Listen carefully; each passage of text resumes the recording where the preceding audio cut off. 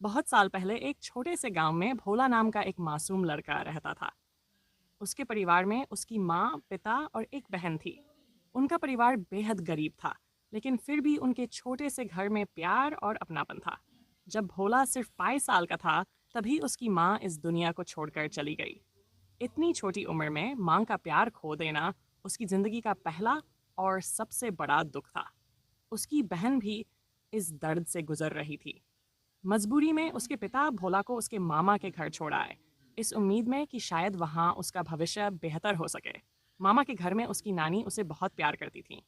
शुरुआत में सब ठीक था, लेकिन धीरे धीरे भोला की जिंदगी बदलने लगी। मामा अपने बच्चों को अच्छे से पढ़ाते थे, उन्हें प्यार और सुविधाएं देते थे, लेकिन भोला के हिस्से में मेहनत, जिम्मेदारियां और संघर्ष आया। सुबह सुबह उसे काकड़ी और घर के कई काम करने पड़ते थे।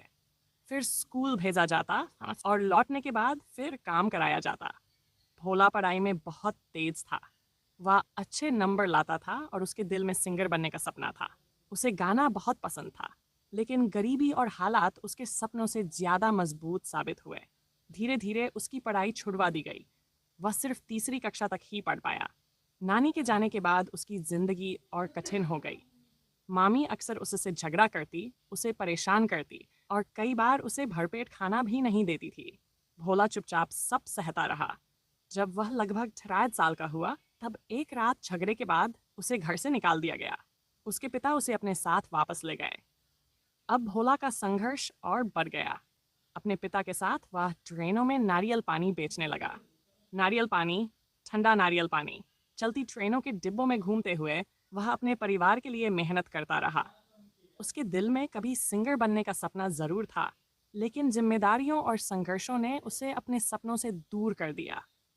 वह गायक नहीं बन पाया, लेकिन उसने जिंदगी की हर कठिनाई का सामना करना सीख लिया। जिस उम्र में बच्चों के हाथों में किताबें और सपने होते हैं, उस उम्र में भोला के हाथों में संघर्ष और जिम्मेदारियां थीं।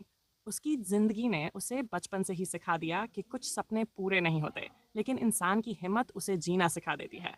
लेकिन उसकी संघर्ष भरी कहानी अभी और बाकी थी।